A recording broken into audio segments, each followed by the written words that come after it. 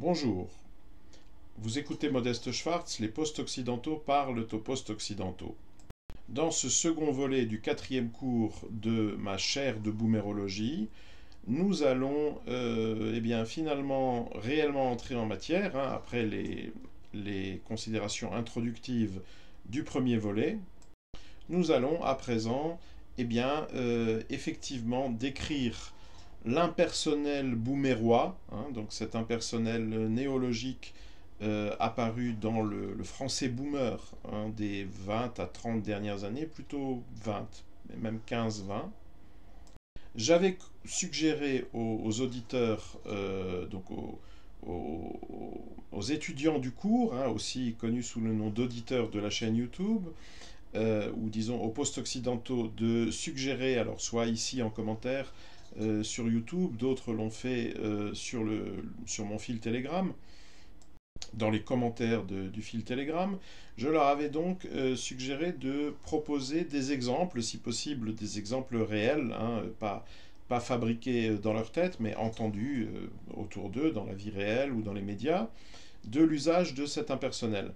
J'ai reçu des réponses très convaincantes et aussi d'autres moins convaincantes qui ne sont pas moins intéressantes parce qu'elles montraient que les auditeurs en question, une partie de mes étudiants, n'avaient en fait pas très bien compris à quoi je pensais. Alors bien sûr, j'aurais pu être plus pédagogique dans l'explication préalable, mais bon, je l'aurais fait au risque de déflorer totalement le sujet, et du coup, l'exercice aurait perdu de son intérêt. Or justement, comme souvent, les mauvaises réponses sont presque plus intéressantes que les bonnes, parce qu'elles sont révélatrices. En l'occurrence, révélatrices d'une structure de l'évolution des langues. Bon, ça c'est une chose que les linguistes connaissent bien, mais les profanes généralement sont toujours un peu surpris de l'apprendre. Bien que toujours connecté à l'évolution culturelle, donc entre autres idéologique, de la société où la langue est parlée, l'évolution de la langue est très largement inconsciente. Même dans des sociétés qui ont décidé de faire de la langue un objet d'intervention politique et institutionnelle, sont une petite minorité des sociétés humaines, mais justement la France est l'exemple type, avec son académie française, avec cette conscience très très aiguë c'est cet interventionnisme linguistique qui caractérise le pouvoir, les élites françaises, pratiquement depuis leur apparition, c'est-à-dire encore longtemps avant la Révolution française, souvenons-nous, des appétences, disons, de centralisation et de normativisation, de régulation linguistique qui étaient déjà celles de la monarchie absolue, centralisatrice, Édit de Villers-Cotterêts, etc. Et bien même dans ce genre de société, la marge de manœuvre réelle de l'interventionnisme linguistique, c'est-à-dire la partie consciente de l'évolution de la langue, reste extrêmement limitée. Beaucoup des innovations que le pouvoir cherche plus ou moins brutalement, notamment dans le cadre de campagnes de purisme, alors dans la francophonie des 30-40 dernières années, ça a surtout consisté à essayer de se débarrasser d'un certain nombre d'anglicismes. Ça a plus ou moins fonctionné, ça a plus ou moins fonctionné. Notez bien qu'en dehors de certains usages administratifs, parc de stationnement n'a jamais vraiment remplacé parking. Donc le gros de l'évolution linguistique reste toujours inconscient, c'est-à-dire que ça se produit non seulement entre les générations, mais même au cours d'une même génération.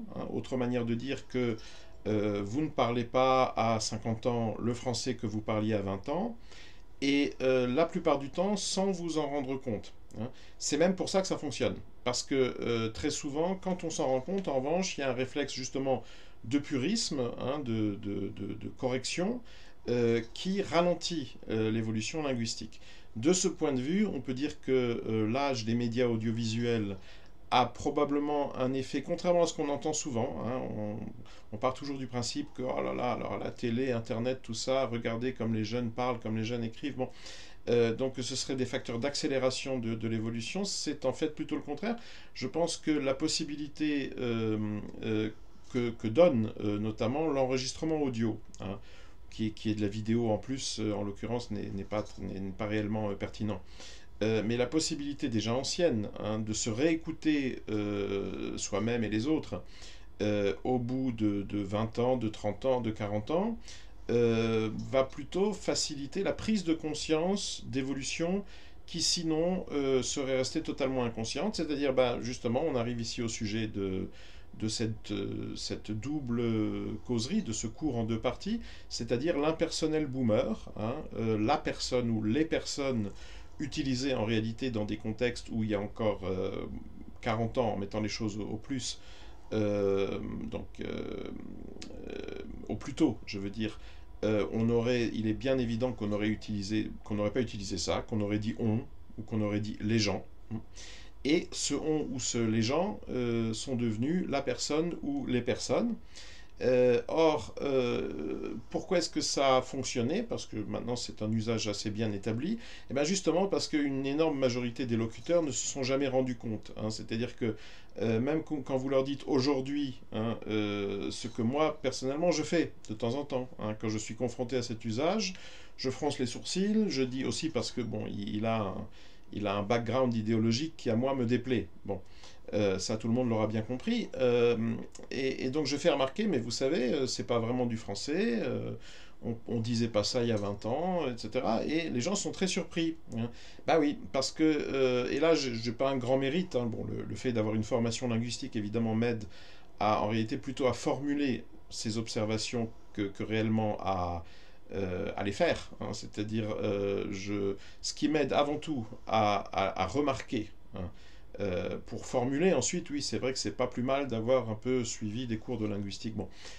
Mais ce qui m'aide fondamentalement à remarquer ce genre d'évolution, eh bien, c'est que moi, depuis plus de 20 ans, je ne vis plus en permanence à l'année, hein, dans le bain, en quelque sorte, de la francophonie, c'est-à-dire la plupart du temps, depuis le début des années 2000 en gros, je ne vis pas entouré de francophones, hein. Je parle assez régulièrement puisque bon, mon émigration, entre guillemets, a eu lieu déjà à l'ère de la communication à distance, des médias bon, électroniques, etc. Donc je parle évidemment assez régulièrement, je n'ai jamais cessé, il n'y a pas eu, disons, une année entière pendant laquelle je n'aurais pas eu de conversation avec d'autres francophones, mais disons qu'au jour le jour, je suis suffisamment éloigné de la francophonie pour eh bien, remarquer les changements, notamment à l'occasion de retours, hein, épisodiques à assez grands intervalles de temps euh, dans des pays francophones, enfin essentiellement en France. Donc si vous voulez, ben, c'est un peu comme les enfants, hein, que leurs parents, entre guillemets, ne voient pas grandir, ou plus exactement aujourd'hui, ils les voient grandir, mais grâce aux photographies. Hein, donc comme ils ont des photos d'il y a un an, d'il y a 5 ans, d'il y a 10 ans, bon. Là, tout d'un coup, évidemment, l'évolution devient frappante. Mais avant que cela ne se systématise, typiquement les membres d'une même famille vivant ensemble, sous le même toit, ne se voyaient pas grandir ou vieillir. Et ce sont surtout en fait les étrangers ou parents plus éloignés, ou en tout cas ne vivant pas au même endroit, qui lors de visites, surtout si elles ne sont pas trop fréquentes, avaient tendance à s'exclamer: Oh, mais je n'ai plus reconnu Jean-Pierre, enfin, voilà. Bah oui, parce que 2 ans se sont passés, il avait 9 ans la dernière fois, il a maintenant 11 ans, et il a beaucoup changé. Mais les gens vivant au jour le jour autour de lui n'ont pas remarqué cette évolution. Eh bien, c'est exactement le pareil avec les langues, hein. C'est en s'éloignant, hein, c'est en prenant du recul, en fait, euh, géographique, mais du coup aussi temporel, et c'est surtout le recul temporel qui compte, euh, qu'on remarque leur évolution. Alors venons-en donc à ces exemples qui m'ont été soumis. Alors je n'ai évidemment aucun moyen de vérifier si c'était des exemples effectivement prélevés, j'allais dire, dans le vif, hein, des exemples réels, entre guillemets, ou si les étudiants les ont plus ou moins fabriqués, mais en tout cas je les trouve crédibles, hein. Donc Donkey, Tiger, Lion, le bien connu, m'a soumis, alors outre un ou deux exemples moins convaincants, mais il y en avait trois qui étaient excellents. C'était, alors, cette file est réservée aux personnes munies d'un billet. Oui, bah oui. Ça, typiquement, je pense il y a encore 20 ans, on aurait typiquement, alors soit employé on aurait précisé, hein, donc munis d'un billet, généralement, ce sont des voyageurs. Donc je pense qu'on aurait parlé des voyageurs munis d'un billet. Euh, mais c'est vrai que ça peut aussi être un cinéma ou que sais-je. Dans ce cas, ça aurait été des clients ou des spectateurs peut-être munis d'un billet. Ou tout simplement, on aurait dit aux gens munis d'un billet, hein. Cette maladie touche les personnes les plus vulnérables. Alors là, c'est encore plus intéressant parce que, bah, en français, vous avez depuis, enfin, de date immémoriale, vous avez cette possibilité grammaticale qui est la substantivisation, hein. Donc, les plus vulnérables, ou vulnérable est pris comme un substantif, hein, alors que c'est un adjectif d'un point de vue lexical, bah, ça fonctionne, hein. Cette maladie touche les plus vulnérables d'entre nous. Alors pourquoi ajouter ici les personnes, hein? Là c'est intéressant et là on voit bien que parce que bon, euh, qu'est-ce qui permet d'affirmer qu'il y a une influence culturelle, c'est-à-dire une influence en fait de l'idéologie dominante, de l'idéologie du booméristan qu'on peut repérer, qu'on peut voir à l'œuvre dans ce genre d'évolution linguistique, et ben c'est surtout les cas dans lesquels l'évolution est en quelque sorte est imprévisible ou j'allais dire improbable en termes strictement linguistiques. Parce qu'en termes strictement linguistiques, les évolutions en linguistique historique, typiquement les évolutions qui généralement ont du succès, ce sont des évolutions simplificatrices. C'est-à-dire que ça permet de bah, typiquement raccourcir les énoncés, hein, prononcer moins de syllabes, écrire moins de syllabes, se fatiguer moins, hein. Donc c'est typiquement les évolutions qui mènent, si vous voulez, au français des SMS. Bon. Or, justement, là, vous voyez, c'est un excellent exemple de ce point de vue-là. Il n'y a pas de simplification, au contraire, hein. Entre cette maladie touche les plus vulnérables et cette maladie touche les personnes les plus vulnérables, en réalité, on a compliqué le schmilblick, hein. Donc là, ça, d'un point de vue, je dirais, culturel, c'est intéressant. Et donc, encore un bon exemple. Est-ce que les personnes au dernier rang peuvent s'avancer, s'il vous plaît? Alors là aussi, même si la substantivisation directe n'est pas vraiment possible, hein. Vous ne pouvez pas dire les au dernier rang, ça ne marche pas, étant donné que c'est un adverbe. Au dernier rang, c'est une locution adverbiale, ça n'est pas adjectival. Mais bon, bah, il suffit d'ajouter par exemple un verbe substantivisé, lui, par le biais du participe, hein. Donc les personnes assises au dernier rang ou debout au dernier rang en fonction du contexte. Voilà. Est-ce que ceux assis ou debout au dernier rang, ou est-ce que ceux qui se trouvent au dernier rang peuvent s'avancer, s'il vous plaît, hein. Euh, on ne voit pas non plus de gain, donc par rapport à cette variante, on ne voit pas de gain, disons, d'économie, hein, très clair qui aurait été permis par l'introduction donc des personnes. Alors ensuite, j'ai l'étudiante Anne G qui m'envoie d'autres très bons exemples. Là, probablement le meilleur que j'ai reçu est le suivant. Cette chaise a été conçue pour que la personne s'y sente en sécurité. Alors là, j'aurais tendance à la soupçonner d'avoir un peu fabriqué l'exemple, ou sinon c'est vraiment un coup de chance, parce qu'il y a tout, hein. Effectivement, il y a pratiquement tous les éléments idéologiques de la boomérologie, hein. Donc l'impersonnel boomérois est utilisé dans la phrase, mais en plus il est question de sécurité, hein. Donc on est dans le safetyism, hein. Là c'est vraiment tous piqués, tous protégés, c'est une phrase d'Olivier Véran, hein. Alors pourquoi est-ce que je trouve l'exemple aussi linguistiquement parfait? Parce que cette chaise a été conçue pour que la personne s'y sente en sécurité. Bah, là, on est typiquement dans un cas dans lequel le français de l'ancienne normalité, si j'ose dire, hein, le français que moi je parle encore, parce que je suis un émigré conservant donc un dialecte anachronique, hein, je suis un fossile linguistique. Moi, j'aurais tout simplement dit que cette chaise a été conçue pour qu'on s'y sente en sécurité. Et c'est beaucoup plus court, hein, en plus. Et ajouter ici la personne,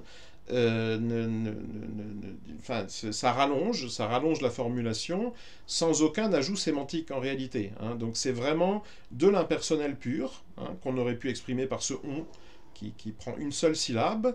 Et puis à la place de on, bah, on va se retrouver avec la personne, trois syllabes. Et qu'est-ce qu'on a gagné, je vais dire, du point de vue de l'économie de la langue? Strictement rien. Alors, à présent, éloignons-nous un tant soit peu de l'aspect strictement linguistique, hein, pas totalement, mais abordons en quelque sorte la question un peu de côté. En fait, du côté de l'histoire culturelle et de l'idéologie, hein. Donc en quoi est-ce que une certaine idéologie dominante, l'idéologie du booméristan, a pu favoriser cette évolution linguistique. En quoi cette évolution linguistique peut-elle être considérée comme assez typique, hein, du boomérois, hein. Eh bien, les exemples donnés jusqu'ici répondent déjà presque en eux-mêmes à cette question, hein. Donc j'ai évoqué des cas dans lesquels l'alternative à la personne aurait pu être, par exemple, un lexème plein, hein, donc un élément lexical sémantiquement plein, hein, spécifique, on va dire, en fonction de la situation, hein, donc au lieu de, notamment quand on a affaire à un usage pluriel, hein, donc les personnes c'est qui? C'est, alors en fonction du contexte, ça va être les clients, les voyageurs, les spectateurs. Et là, on a un premier élément de réponse qui est qui est bien connecté en fait à la situation idéologique, et qui est le suivant, hein. Tous les vocables que je viens d'évoquer se trouvent à la différence de personne, hein. La personne, c'est toujours au féminin, même quand ça désigne un homme. Alors que quand on parle de client, ben oui, mais est-ce que c'est un client ou une cliente? Est-ce que c'est un voyageur ou une voyageuse? Est-ce que c'est un spectateur ou une spectatrice? Vous voyez, et en plus pour les apprenants par exemple, les gens dont le français n'est pas la langue maternelle, tout ça c'est un peu compliqué parce que c'est pas les mêmes, hein, le féminin n'est pas toujours très facile à construire en français. Vous voyez, parfois il suffit d'ajouter un E, hein, client, cliente, mais ça a des conséquences phonétiques imprévisibles parce que le T de cliente, on l'entend pas dans le masculin client, hein. Donc il faut le savoir, il faut l'avoir appris bien. Mais par exemple face à spectateur, on va voir spectatrice, hein, donc un mode de formation plus ancien, hérité du latin, bien. Or, au cours des 30-40 dernières années, sous l'influence du féminisme, il y a une sorte de terreur linguistique qui s'est installée et qui a plus ou moins contraint, hein, par une sorte de soft power, hein, c'est-à-dire qu'il n'y a jamais eu d'article de loi, ou quoique dans l'usage administratif, quand même, on est arrivé à un degré de régulation, je dirais, assez totalitaire, mais dans la plupart des cas, simplement, la pression sociale suffit, hein. C'est-à-dire que les gens se sentent obligés, hein, quand ils ont eu le malheur de parler des clients ou des voyageurs ou des spectateurs, ah oui, mais attention, mais qu'est-ce qu'on fait s'il y a aussi des femmes, hein, alors c'est presque un peu vieux jeu de parler comme ça, parce qu'aujourd'hui ce seraient des individus s'identifiant au pronom elle, là, enfin je sais pas, ça devient compliqué ces derniers temps, mais bon, disons que, en tout cas, avant le tout dernier stade woke, là, des 10 dernières années, bon, la tendance aurait été à dire systématiquement, vous voyez, française, français, les clientes et les clients, les voyageurs et les voyageuses, alors dans quel ordre, hein, autre problème. Bon, tout ça, ce sont des problèmes qui n'existaient pas il y a encore 30-40 ans, pour la simple raison que, bon, il y a une règle qui est linguistique, qui est d'ailleurs spontanée, qui n'a jamais été édictée par aucun pouvoir politique, et qui est que, en français, comme dans la plupart des langues latines, et d'ailleurs une grande partie des langues genrées, hein, des langues à genre grammatical parlées en Europe, le masculin est le genre non marqué, hein. Donc, ce qui veut dire que, bon, quand le critère du genre grammatical n'est pas pertinent, on peut utiliser le masculin dans un sens neutre, hein. C'est-à-dire dans le sens justement qui aurait été celui du genre neutre dans des langues qui en sont dotées, hein. Autre façon de dire que, en principe, grammaticalement en français, le masculin potentiellement englobe le féminin, ce qui n'est pas, il n'y a pas de réciprocité, hein, c'est-à-dire le féminin, lui, n'englobe pas le masculin. Ce qui est logique, c'est la définition même du marquage en linguistique, c'est-à-dire que c'est ce qui fait du féminin le genre marqué, hein, en français. Alors ça, ce sont des structures dont les féministes, typiquement, vont avoir une lecture idéologique, hein, ils et elles donc vont s'en servir pour étayer, disons, un soupçon de machisme, d'hétéropatriarcat, enfin que sais-je, qui s'exprimerait dans ces structures linguistiques. Alors en fonction de quoi exactement, c'est-à-dire à quel moment, vous voyez, la conspiration hétéropatriarcale serait intervenue dans les structures grammaticales, en fait déjà du latin et puis ensuite du français. Bon, tout ça n'est pas très très clair, mais enfin ça fait partie du discours féministe. Et c'est ce genre de considérations un peu brumeuses qui ont finalement motivé ces politiques, on va dire, d'hypercorrection linguistique, forçant notamment à toujours, dans ce genre de contexte, citer, mentionner dans la même phrase, le même syntagme, hein, les deux variantes. Hein, donc français, française, française, français, les clients et les clientes. Bon, voilà. Alors vous voyez que ça, en revanche, il est bien clair que ça rallonge, que ça complique l'expression, que ça insécurise le locuteur, parce qu'en plus, il va se dire, alors attention, le féminin donc, et le masculin, oui, mais dans quel ordre, hein, parce que si on met le masculin en premier, là aussi, on s'expose à un soupçon. Hein, c'est peut-être un petit reste de machisme qui n'a pas suffisamment été... Hein, c'est voilà, la répression, il y a encore du boulot. Hein, la repentance n'est pas totale. Bon. Or, en comparaison, hein, dans ce genre de cas, effectivement, personne, que ce soit au singulier ou au masculin, a l'avantage de ne pas poser ce problème, hein, étant donné que c'est un féminin femininus tantus, hein, pour parodier l'expression linguistique qui désigne ces mots qui n'existent qu'au pluriel, hein, donc on parle des pluralia tantum. Bon, là c'est un femininus tantum, bon, ou femininum tantum en fonction de... Bon. Donc c'est toujours du féminin, même quand, de fait, hein, dans l'univers référentiel, le signifié est associé à un référent mâle. Hein. Donc une personne, bah oui, ça peut aussi être un homme. Bien, pour autant, le mot sera toujours féminin. Donc ça permet de se débarrasser, hein, de ce problème de français, française, client, cliente, etc. Et donc effectivement, du coup, on revient à la logique linguistique, j'allais dire, de base, c'est-à-dire qu'on cherche l'économie, on cherche à se simplifier la vie, hein, bon, en utilisant le moins de mots, le moins de syllabes possible. Mais remarquons bien que cette contrainte économique n'apparaît qu'en vertu d'une contrainte préalable qui, elle, était en fait idéologique, hein, puisque sans l'idéologie féministe, bon, bah, on aurait très bien pu continuer à parler des clients, hein, en laissant au contexte le soin à son interlocuteur, hein, le soin de déterminer dans un contexte donné quelle pourrait éventuellement être la composition sexuelle du groupe auquel on fait référence. Hein, voyons, est-ce qu'il n'y aurait pas aussi des clientes dans le lot? Bon, généralement, justement, il s'agit de contextes dans lesquels cette question, en fait, n'est pas pertinente, n'est pas intéressante. Voyez, un exemple qui me vient en tête, bon, la chaise conçue, donc c'était l'exemple de Anne G, je crois, de manière à ce qu'on s'y sente en sécurité. Bon, bah, s'asseoir, c'est pas vraiment une activité corporelle genrée, vous voyez, les hommes, les femmes s'assoient tout de même, enfin pas tout à fait de la même manière, quoi qu'on les y incite assez fortement, hein. Mais bon, en gros, ils s'assoient, hein. Tantôt ils sont debout, tantôt ils s'assoient, hein. C'est la différence fondamentale anatomiquement, et bon, et voilà. C'est plutôt entre les individus debout et les individus assis, vous voyez, qu'ils soient masculins et assis, ou féminins et assis, ou bref. Ou dans un exemple que j'avais relevé moi, donc c'était je sais plus, c'était le Secours populaire ou les Restaurants du Cœur. On en parle beaucoup en ce moment. Alors c'est des milieux, hein, tout ce qui est lié à la bienfaisance, ou généralement l'hypercorrection linguistique, hein, et donc on pourrait dire le wokisme linguistique, est très marqué. Hein. Donc si vous voulez entendre un boomérois dialectalement très pur, il faut écouter s'exprimer des bénévoles des Restos du Cœur, du Secours catholique, bon. Et qui parlait donc dans une émission télévisée, dans un JT, je crois, bon, de ces aliments que les gens déposent à la sortie des supermarchés, hein, donc des dons alimentaires, et c'était évidemment devenu les aliments que les personnes déposent. Hein. Donc là aussi, je ne vois pas très bien la différence entre le client et la cliente de supermarché du point de vue, si vous voulez, du camembert ou du poisson surgelé qui vont laisser dans la caisse du secours populaire. Bon.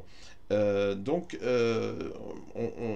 le contexte, en fait, ne dictait absolument pas une désambiguisation ou une surspécification, en fait, des aspects de genre, mais il y a un contexte idéologique plus général, hein, le contexte de la terreur idéologique féministe, qui, lui, a créé cette contrainte. Hein.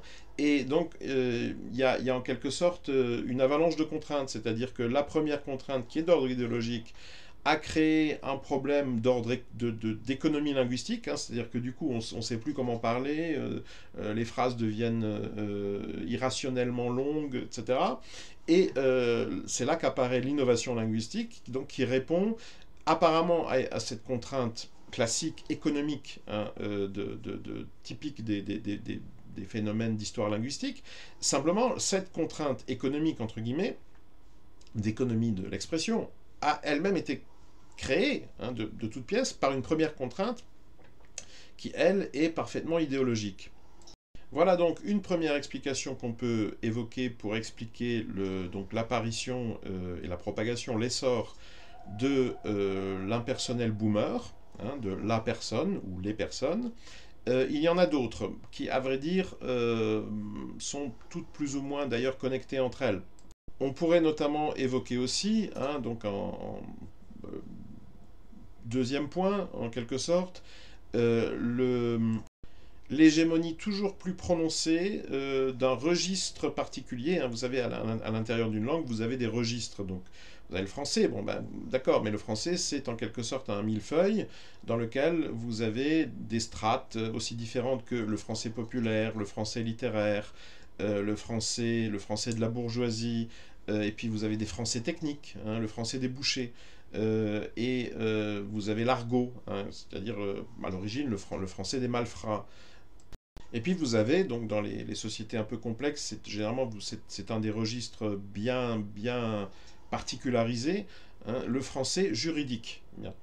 Or, la langue juridique, et ça aussi c'est un phénomène comment dire, culturellement typique du booméristan, le français juridique a fini par devenir omniprésent, hein, dans notamment dans le discours public, hein, la communication des fonctionnaires, des politiciens, des élus, même aux échelles les plus modestes. Et ça, en fait, qu'est-ce que ça nous dit? Eh bien, en fait, ça nous parle de l'évolution du modèle politique français, mais en général occidental, vers la technocratie. Hein. C'est-à-dire qu'à mesure qu'on quittait l'ère des partis politiques et des grands récits politiques, hein, donc le communisme, le monde libre, etc., pour se retrouver finalement avec des systèmes idéologiquement se proclamant eux-mêmes idéologiquement neutres, hein, c'est-à-dire pour entrer dans le en même temps. Hein. Donc à partir du moment où on a Macron représentant lui-même finalement la quintessence de ce qu'avaient commencé Sarkozy, Hollande, etc. Donc à partir du moment où on a officialisé le grand gouvernement central, bon, bah, il n'y a plus réellement de droite et de gauche. Hein. Et donc d'où vient la légitimité politique en quelque sorte? Eh bien pas de l'adhésion à tel ou tel grand récit, hein, donc élu communiste contre élu impérialiste ou que sais-je, mais de la compétence technocratique. Hein. Songez à euh, telle ou telle publication électronique à laquelle j'ai eu la faiblesse de collaborer au cours de ces derniers mois et où on vous parlait sans arrêt de l'incompétence, hein, alors de Macron, de Borne, d'Attal, de qui vous voulez. Hein, bon, les gens au pouvoir qu'on n'aime pas, bon, ils sont incompétents. Bien.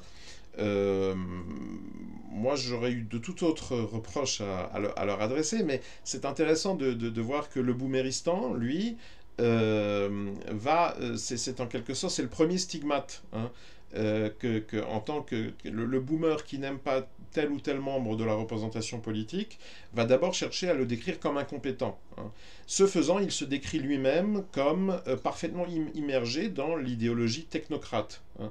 C'est-à-dire que avant de reconnaître un projet politique, donc par exemple dans le cas de la Macronie, bon, bah, il y en a un, il est couché noir sur blanc par leur gourou Klaus Schwab, ça s'appelle la grande réinitialisation, hein, The Great Reset, texte donc de juin-juillet 2020, téléchargeable sur Internet, en anglais comme en français, et d'ailleurs en quelques autres langues aussi. Voilà. Donc bah, du moment que c'est ça leur programme, théoriquement leur niveau de compétence, pour l'évaluer, bah, il faudrait le rapporter à leur efficacité dans l'application de ce programme-là. Or, dans cette application, moi je les trouve assez compétents. Hein. L'équipe Macron, bon, ils font du bon boulot, hein, comme aurait dit un ancien ministre des Affaires étrangères à propos d'un autre type de représentation politique, du peuple syrien hein, en l'occurrence. Seulement, justement, hein, on ne vous parle jamais, c'est à ça que vous reconnaissez en quelque sorte comment dire, les publicistes, les intellectuels attardés dans le booméristan, hein, qui restent occidentaux finalement. Pourquoi ne peuvent-ils pas prétendre à la post-occidentalité? Eh bien, entre autres, parce qu'ils ne se sont jamais dépêtrés du mythe technocratique, hein. Donc, le Davos, on en parle peu ou pas, la plupart des médias n'en parlent pas. La grande réinitialisation n'est pas considérée comme un projet politique, ce sont les rêveries, je ne sais pas, de tel ou tel, d'un petit groupe de milliardaires. Bon. Et par conséquent, tout ce qui reste, c'est la compétence et l'incompétence, hein. En d'autres termes, il n'y a pas de, y a plus de gauche ni de droite. Il n'y a même pas, si j'ose dire, Davos ou l'anti-Davos, hein. On se demande bien d'ailleurs où serait l'anti-Davos. Généralement, les gens qui vous parlent d'anti-Davos se font, pour l'instant, malheureusement, des illusions. Il y a juste cette illusion technocratique, vous voyez, la bonne manière de gérer un État, donc par exemple la France. Et donc ensuite, face à ce cahier des charges, si j'ose dire, tout à fait technique, hein, comme dans une entreprise, une usine, il y a des ingénieurs, en l'occurrence des ingénieurs politiques, plus ou moins compétents, hein. Et en gros, quand ceux qu'on n'aime pas trop, on va dire qu'ils sont incompétents. Voilà.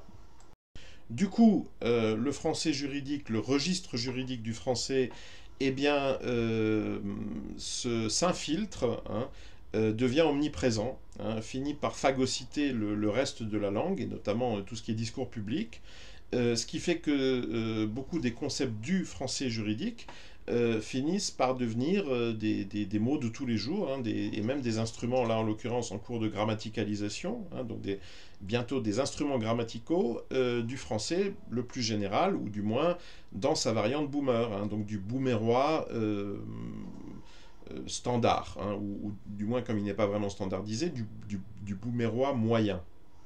Or, justement, la personne, à l'origine, donc dans son sens lexical, hein, comme substantif, attention, j'ai vu dans les exemples qu'on me soumettait que certains, donc des étudiants, confondaient avec la grammaticalisation précédente de ce mot. Il y a déjà eu une grammaticalisation, disons plus ou moins médiévale, hein, qui n'est pas partagée d'ailleurs par toutes les autres langues latines, langues romanes. C'est une spécificité française d'avoir fait de personne donc l'équivalent français du latin nemo ou de l'anglais nobody, hein, donc associé ou pas au nœud explétif, hein, je ne vois personne. Bon. Donc ça c'est une grammaticalisation ancienne et donc tout à fait normale dans le français même le plus littéraire, hein, ce n'est pas de ça qu'il est question. L'usage substantif, hein, donc lexical de la personne, on va dire dans le français de l'ancienne normalité, c'est un usage juridique, hein. Les personnes morales, les personnes physiques, hein. Les personnes morales, ce sont les associations, les entreprises, etc. Donc tous ces sujets du droit qui, cependant, ne s'incarnent pas, si vous voulez, dans un individu, un citoyen en chair et en os. Et donc quand on vous parle par exemple des droits de la personne, alors c'est déjà un peu idéologique parce que à une date plus ancienne on parlait des droits de l'homme qui étaient naturellement aussi les droits de la femme, mais du point de vue du féminisme c'était déjà dérangeant, vous voyez, de simplement laisser s'appliquer le mécanisme de substitution normal hérité de siècles d'usage du français, hein, c'est-à-dire dicté par le fait que le masculin a le statut de genre non marqué en français comme d'ailleurs dans la plupart des langues européennes. Néanmoins, quand on parlait des droits de la personne, finalement, on parlait encore le français de l'ancienne normalité, hein, parce qu'on était typiquement dans un discours de nature juridique ou politico-juridique, dans lequel, justement, c'était le sens normal, c'était l'emploi normal de ce mot. Là où commence la dérive, et donc cette seconde grammaticalisation, cette deuxième grammaticalisation, je dirais, dans l'histoire totale de la langue française, subie par ce substantif personne, donc la grammaticalisation en cours, hein, sa transformation en impersonnel boomer, eh bien c'est le moment où, quittant les contextes strictement juridiques, hein, ou juridiques au sens large, juridico-administratifs, on va finir par parler, hein, je reprends l'exemple d'avant, de chaises conçues spécialement de façon à ce que la personne, hein, s'y sente en sécurité. Donc, récapitulons les raisons qu'on peut évoquer pour expliquer cette évolution relativement récente du français, enfin, qui est des aspects de sa transformation donc, en boomérois, hein, donc là, j'allais dire l'époque booméroise, de l'évolution du français. Donc il y avait une première raison qui là pour le coup était strictement linguistique, et je l'avais évoqué dans le premier volet, c'était le fait que ce on impersonnel était un peu usé sémantiquement du fait de son emploi de plus en plus fréquent, devenu pratiquement systématique en français populaire, dans le sens de nous, hein. Donc on va bientôt partir, au sens de nous allons bientôt partir, ce qui fait qu'il y avait de toute façon un besoin, inconscient bien entendu, mais un besoin de désambiguisation, hein, c'est-à-dire que finalement quand on avait envie d'exprimer quelque chose dans un mode impersonnel, mais de manière à ce qu'il soit bien clair que là, pour le coup, ça n'est pas un substitut de nous, hein, quand on avait besoin en quelque sorte d'un on qui ne puisse pas être confondu avec nous, hein, euh, de toute façon, on était dans une situation, disons, de déficit d'expressivité, hein, c'est-à-dire que le matériel linguistique mis à disposition pouvait, dans beaucoup de cas, être jugé insuffisamment univoque, hein, c'est-à-dire par trop ambigu, en fait, par les locuteurs, et ça, c'est une cause structurelle récurrente, systématique du changement linguistique, hein. C'est ce qui crée le besoin. Et ensuite, parmi les raisons qui ont pu amener à combler ce vide, entre guillemets, hein, à répondre à ce besoin en recourant, il y aurait eu d'autres solutions peut-être, d'ailleurs, peut-être que quelqu'un a une idée du matériel qui aurait pu servir, hein, je laisse donc aux étudiants de la chaire de boomérologie le soin de faire des suggestions, par exemple, en commentaire. Moi, je ne sais pas, je ne m'étais même pas tellement posé la question, donc je serais curieux de votre opinion. Euh, En tout cas, ce qui a été retenu, c'est ce substantif personne, qui était certes un peu prédisposé, puisqu'il avait déjà subi une première grammaticalisation, hein, donc là, dans le sens de Nemo, nobody, hein, au Moyen-Âge.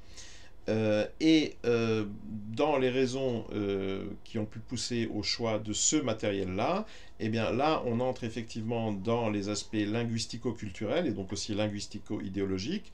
Et j'en ai cité deux, je suis certain qu'on pourrait encore en évoquer d'autres, mais il y en a deux en tout cas qui m'ont semblé importantes.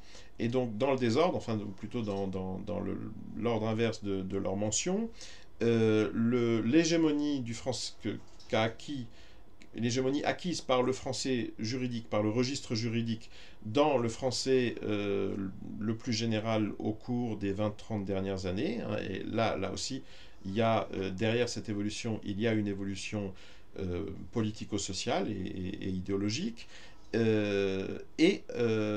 Deuxio, si j'ose dire, le